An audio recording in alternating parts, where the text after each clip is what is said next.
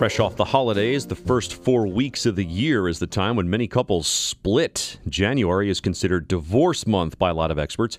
Jacqueline Newman is a divorce attorney based in New York City, managing partner at Berkman, Bottger, Newman and Rod.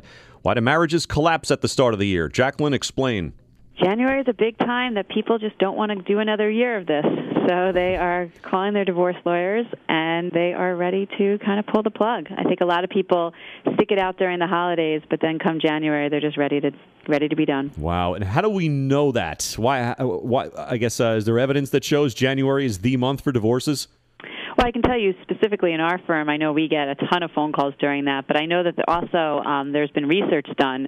FindLaw.com did an analysis of American divorce filings between 2008 and 2011, and they used legal research services such as Westlaw, and they show spikes in divorce in January, and also another rise and peak in March, they say.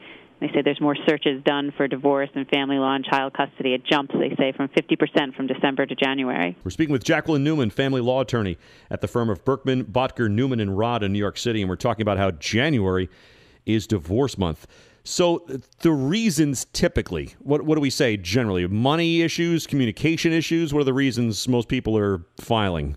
I think that communication issues are definitely number one reason, which, sometimes it's communication about money.